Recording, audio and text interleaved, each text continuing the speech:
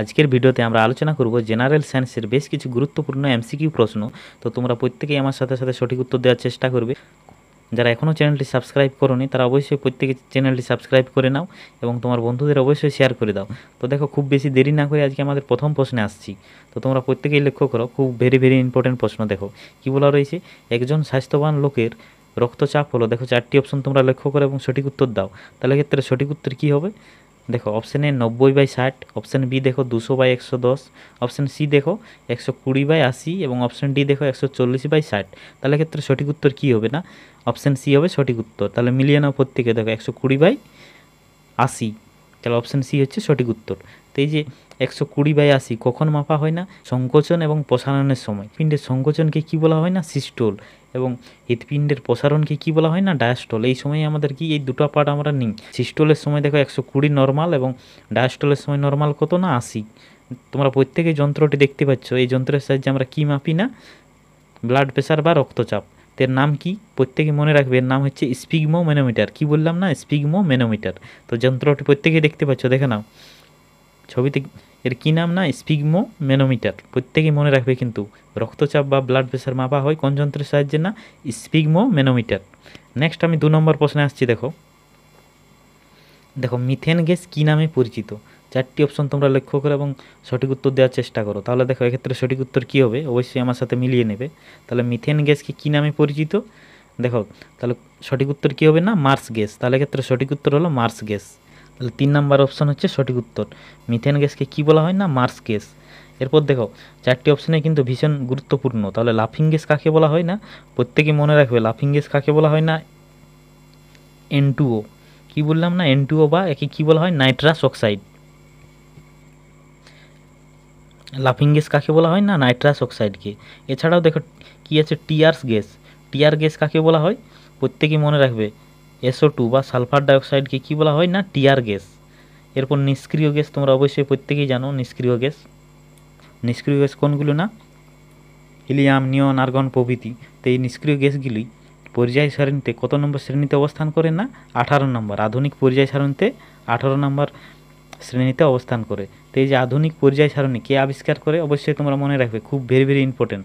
কী নাম? না, মোজলে। প্রত্যেকেই মনে রাখবে কিন্তু আধুনিক পর্যায় সারণী কে আবিষ্কার করেন? না, মোজলে। দেখো আমি লিখে দিলাম কী নাম? না, মোজলে। নেক্সট আমি 3 নম্বর প্রশ্নে আসছি। দেখো দেখো প্রত্যেকেই দেখো 3 নম্বর প্রশ্ন, খুব ভেরি ইম্পর্টেন্ট প্রশ্ন, লক্ষ্য করো। দেখো 0 ডিগ্রি সেন্টিগ্রেড ফারেনহাইট স্কেলে কত? তাহলে ক্ষেত্রে সঠিক উত্তর কী হবে? দেখো এর একটা রিলেশন আছে, আমি লিখে দিচ্ছি। কি না, ফারেনহাইট স্কেল এবং সেন্টিগ্রেড স্কেলের একটি রিলেশন আছে। দেখো কী রিলেশন? না, C/5 equal to F minus 32/9। তো দেখো এখানে কত দেওয়া আছে ফারেনহাইট স্কেলে? আচ্ছা 0 ডিগ্রি সেন্টিগ্রেড, সেন্টিগ্রেড স্কেলে কত আছে? না, 0। তো দেখো এটা ক্যালকুলেশন করলে কতবার হবে ফারেনহাইট স্কেলে? না, 32। তাহলে ক্ষেত্রে সঠিক উত্তর হবে 32 ডিগ্রি ফারেনহাইট। দেখো 4 নম্বর অপশন হচ্ছে সঠিক উত্তর। আচ্ছা দেখাচ্ছি আমি। দেখো দেখে নাও, দেখো ফারেনহাইট স্কেলে এখানে 32 ডিগ্রি ফারেনহাইট হলে তাহলে সেলসিয়াস স্কেলে কত হবে? না, অবশ্যই 0 হবে। এরপর দেখো কেলভিন স্কেল। কেলভিন স্কেলে দেখো 0 ডিগ্রি সেন্টিগ্রেড মানে কত হচ্ছে কেলভিন স্কেলে? 273 কে।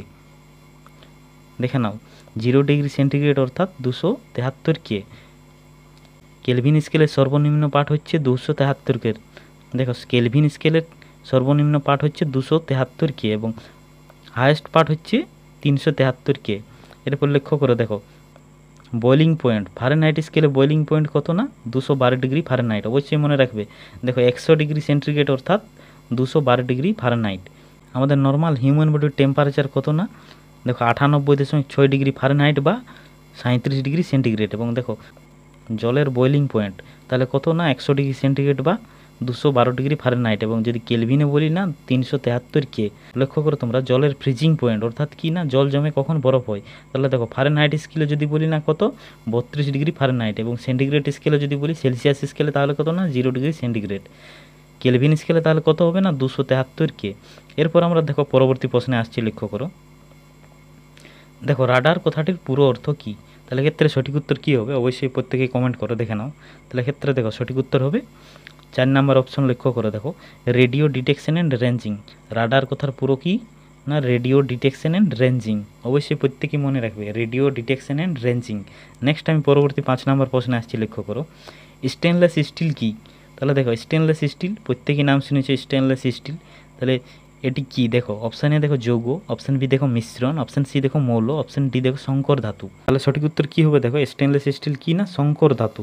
তো এই যে স্টেনলেস স্টিল সংকর ধাতু কি নিয়ে তৈরি না দেখো এফি অর্থাৎ লোহা, এবং কি থাকে স্টেনলেস স্টিলে না ক্রোমিয়াম থাকে, ক্রোমিয়াম এবং কি থাকে নিকেল থাকে, নিকেল এবং কোবাল্ট থাকে। তো এই 4টি জিনিস নিয়ে কী তৈরি হয় স্টেনলেস স্টিলের সংকর ধাতু। মনে রাখবে খুব ভীষণ দেখো প্রত্যেকেই মনে রাখবে খুব ভীষণ ইম্পর্টেন্ট, 1 টাকা ও 2 টাকার মুদ্রা কিন্তু এই স্টেনলেস স্টিল দিয়েই তৈরি হয়, 1 টাকা ও 2 টাকার মুদ্রা কিন্তু এই স্টেনলেস স্টিল দিয়েই তৈরি। এরপর আমরা পরবর্তী প্রশ্নে আসছি, দেখো প্রত্যেকেই লক্ষ্য করো যারা যারা এখনও চ্যানেলটি সাবস্ক্রাইব করে নাই প্রত্যেকেই চ্যানেলটি সাবস্ক্রাইব করো, তোমার বন্ধুদের অবশ্যই শেয়ার করে দাও। দেখো 6 নম্বর প্রশ্নে আসছি, কি বলা রয়েছে দেখো জন্ডিস হলো ডেসের একটি রোগ। 4টি অপশন তোমরা লক্ষ্য করো এবং অবশ্যই কমেন্ট বক্সে জানাও। তাহলে দেখো আমার সাথে মিলিয়ে নাও। তাহলে দেখো জন্ডিস হলো ডেসের একটি রোগ, তাহলে এক্ষেত্রে সঠিক উত্তর হবে অপশান ডি যকৃতের রোগ জন্ডিস। নেক্সট আমি পরবর্তী প্রশ্ন আসছি 7 নাম্বার, দেখো ক্যালসিয়াম সালফেট হেমিহাইড্রেটের রাসায়নিক নাম কি। দেখো ক্যালসিয়াম সালফেট হেমিহাইড্রেটের রাসায়নিক নাম কি, দেখো প্রত্যেকে কমেন্ট বক্সে কমেন্ট করো সঠিক উত্তর কী হবে। তাহলে দেখো এক্ষেত্রে সঠিক উত্তর কী হবে না প্লাস্টার অফ প্যারিস, তাহলে অপশান 2 হচ্ছে সঠিক উত্তর। তাহলে এর ফর্মুলা কি দেখো লক্ষ্য করো, ফর্মুলা হচ্ছে CaSO4 হাফ H2O, তাহলে দেখো এর ফর্মুলা হচ্ছে CaSO4 হাফ H2O। নেক্সট আমি পরবর্তী প্রশ্নে আসছি, দেখো তো যারা যারা এখনও ভিডিওটি লাইক করো নাই প্রত্যেকেই লাইক করো। দেখো 8 নম্বর প্রশ্ন, তাহলে দেখো নেক্সট প্রশ্ন দেখো 8 নম্বর প্রশ্ন ব্রোঞ্জের উপাদান কি কি, তাহলে এক্ষেত্রে সঠিক উত্তর কী কী হবে। তাহলে দেখো এক্ষেত্রে সঠিক উত্তর কী হবে অবশ্যই প্রত্যেকেই কমেন্ট করো। তাহলে এক্ষেত্রে সঠিক উত্তর হচ্ছে অপশান বি, তাহলে সঠিক উত্তর হলো অপশান বি Cu+Sn।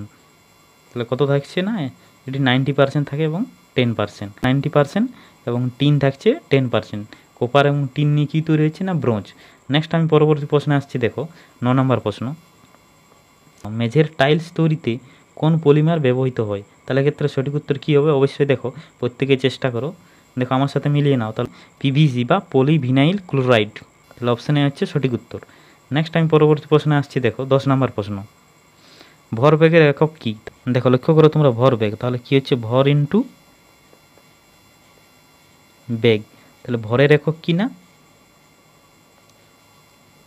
কেজি, এবং বেগের একক কী হচ্ছে না মিটার পার সেকেন্ড, তাহলে দেখো কী হচ্ছে না কেজি মিটার সেকেন্ড ইনভার্স, তাহলে এক্ষেত্রে সঠিক উত্তর কী হবে না অপশান বি হবে সঠিক উত্তর KG metre second inverse, option B হচ্ছে সঠিক উত্তর।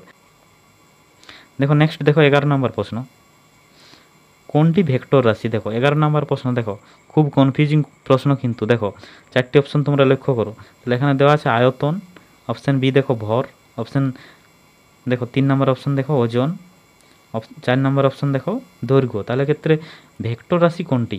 আচ্ছা বলো স্কেলার রাশি এবং ভেক্টর রাশি দু ধরনের রাশি হয়, তো যাদের মান আছে কিন্তু দিক নেই তাদের কি বলা হয় না স্কেলার রাশি, এবং যাদের মান এবং অভিমুখ দুটোই আছে তাদের কি বলা হয় না ভেক্টর রাশি। তাহলে 3 নম্বর অপশন হবে সঠিক উত্তর, তাহলে ওজন হচ্ছে ভেক্টর রাশি। পরবর্তী প্রশ্নে আসছে দেখো 12 নম্বর প্রশ্ন কাপড় কাচা সোডার মধ্যে কতগুলো জলের অণু বর্তমান, প্রত্যেকেই কিন্তু কমেন্ট করো। তাহলে ক্ষেত্রে সঠিক উত্তর কী হবে দেখো, তাহলে ক্ষেত্রে সঠিক উত্তর হলো অপশান বি 10 নম্বর প্রশ্ন দেখো 10টি, তাহলে কাপড় কাচা সোডার মধ্যে জলের অণু বর্তমান আছে 10টি। দেখে নাও সংকেতটা দেখে নাও তাহলে বুঝতে পারবে। দেখো কাপড় কাচা সোডার রাসায়নিক সংকেত দেখো Na2CO3 10H2O, তাহলে জলের কয়টি অণু আছে না 10টি অণু আছে। লক্ষ্য করো জলের কয়টি অণু আছে না 10টি। দেখো পরবর্তী প্রশ্ন 13 নম্বর প্রশ্ন মায়ের গর্ভে সন্তান কিসের সাহায্যে পুষ্টি গ্রহণ করে। তোমরা 4টি অপশন অবশ্যই লক্ষ্য করো এবং সঠিক উত্তর দেওয়ার চেষ্টা করো, খুব ভেরি ইম্পর্টেন্ট প্রশ্ন কিন্তু। তাহলে দেখো 13 নম্বর প্রশ্নে কী বলা আছে মায়ের গর্ভে সন্তান কিসের সাহায্যে পুষ্টি গ্রহণ করে। তাহলে 4টি অপশন তোমরা লক্ষ্য করো, কী বলা রয়েছে অপশানে আমলিকেল কর্ড, অপশান বি দেখো ইউটেরাস, অপশান সি দেখো হরমোনস এবং অপশান ডি দেখো ওভারি। তাহলে ক্ষেত্রে সঠিক উত্তর কী হবে দেখো প্রত্যেকেই দেখো সঠিক উত্তর কী হবে না আমলিকেল কর্ড। দেখো এই আমলিকেল কোড কোথায় থাকে না, দেখো ছবিটা লক্ষ্য করে দেখো, এই জায়গাটা প্রত্যেকে দেখতে পাচ্ছ। দেখো এখানে কি, দেখো একটা কোড যুক্ত আছে, দেখো বাচ্চার সাথে একটা কোড যুক্ত আছে। দেখো এই প্লেসেন্টা এর কি নাম হচ্ছে না, এই জায়গাটার নাম হচ্ছে, একে কী বলা হয় না, প্লেসেন্টা। দেখো একে কী বলা হয় না, প্লেসেন্টা। তো এই প্লেসেন্টা থেকে যুক্ত থাকে একটি কোড, দেখো বাচ্চার সাথে কি একটা কোড যুক্ত আছে দেখতে পাচ্ছ তোমরা প্রত্যেকে, এই যে কোডটি, তো এর নাম হচ্ছে আমলিকেল কোড। একে কী বলা হয় না, আমলিকেল কোড। কী বলা হয়, আমলিকেল কোড। তাহলে সঠিক উত্তর হবে আমলিকেল কোড। দেখো আর একটা খুব ভেরি ভেরি ইম্পর্টেন্ট জিনিস, প্রত্যেকেই দেখো খুব মন দিয়ে শোনো। দেখো এই জায়গাটার আমি কী নাম বললাম না, প্লেসেন্টা। এর কী নাম না, প্লেসেন্টা। তো দেখো কোনো মহিলা যখন প্রেগনেন্ট থাকে বা প্রেগনেন্সি চেক করা হয়, তো কীভাবে বুঝতে পারে যে কোনো মহিলা প্রেগনেন্ট, তা প্লেসেন্টা থেকে এক ধরনের হরমোন নিঃসৃত হয়। তো সেই হরমোনের নাম কি না, গোনাডোট্রপিক হরমোন। তো সেই হরমোনের কী নাম বললাম না, গোনাডোট্রপিক হরমোন। তো দেখো এই গোনাডোট্রপিক হরমোন কী হয়, দেখো ইউরিনের সাথে বাইরে বার হয়ে যায়। কী হয় না, আমাদের ইউরিনের সাথে বাইরে বার হয়। তো কী হয়, যখন প্রেগনেন্সি টেস্ট করা হয় তখন কী নেওয়া হয় না, ইউরিন নেওয়া হয়। বিশেষ করে যখন সকালবেলার ইউরিনে কিন্তু খুব বেশি পরিমাণে গোনাডোট্রপিক হরমোন পাওয়া যায়। এই গোনাডোট্রপিক হরমোন কী হয় না, ইউরিনের সাথে বাইরে বের হয়ে যায়, এবং এই ইউরিন টেস্ট করলে আমরা বুঝতে পারি যে কোনো মহিলা প্রেগনেন্ট কি না। নেক্সট আমরা পরবর্তী প্রশ্নে আসছি। দেখো 14 নম্বর প্রশ্ন। দেখো সাপের হৃৎপিণ্ডে কয়টি প্রকোষ্ঠ থাকে। দেখো খুব ভেরি ভেরি ইম্পর্টেন্ট প্রশ্ন, কিন্তু প্রত্যেকেই উত্তর দেওয়ার চেষ্টা করো। দেখো সঠিক উত্তর কী হবে, তাহলে দেখো এক্ষেত্রে সঠিক উত্তর হবে 3টি। তাহলে সাপের হৃৎপিণ্ড দেখো কয়টি প্রকোষ্ঠ আছে না, 3টি প্রকোষ্ঠ। মানুষের কয়টি প্রকোষ্ঠ না, মানুষের 4টি। মানুষের 4টি প্রকোষ্ঠ। এছাড়াও কুমিরেরও কিন্তু 4টি প্রকোষ্ঠ আছে, মনে রাখবে। কুমিরের কয়টি প্রকোষ্ঠ না, 4টি প্রকোষ্ঠ। তো এক্ষেত্রে সঠিক উত্তর কী হলো না, অপশান বি 3টি। তাহলে সঠিক উত্তর কী হলো, সাপের কয়টি প্রকোষ্ঠ না, 3টি। নেক্সট আমরা পরবর্তী প্রশ্নে আসছি। আজকে আমাদের লাস্ট প্রশ্ন দেখে নাও। দেখো আজকে আমাদের লাস্ট প্রশ্ন কী বলা রয়েছে, নাইট্রোজেনবিহীন উদ্ভিদ হরমোনটি হলো। দেখো কোন হরমোনে নাইট্রোজেন থাকে না, প্রত্যেকেই কিন্তু কমেন্ট করো। তাহলে দেখো 15 নম্বর প্রশ্ন, নাইট্রোজেনবিহীন উদ্ভিদ হরমোনটি হলো। 4টি অপশন তোমরা লক্ষ্য করো এবং সঠিক উত্তর দেওয়ার চেষ্টা করো। তাহলে দেখো এক্ষেত্রে সঠিক উত্তর কী হবে না, অপশানে জিব্রেলিন। তাহলে নাইট্রোজেনবিহীন উদ্ভিদ হরমোনটি হলো, তাহলে দেখো নাইট্রোজেনবিহীন উদ্ভিদ হরমোনটি হলো জিব্রেলিন। তো এই ছিল আমাদের 15টি প্রশ্ন। যদি ভিডিওটি ভালো লাগে অবশ্যই লাইক কমেন্ট করো, তোমার বন্ধুদের অবশ্যই শেয়ার করো। পরবর্তী ভিডিওতে আরও ভালো ভালো প্রশ্ন নিয়ে আসছি। ধন্যবাদ।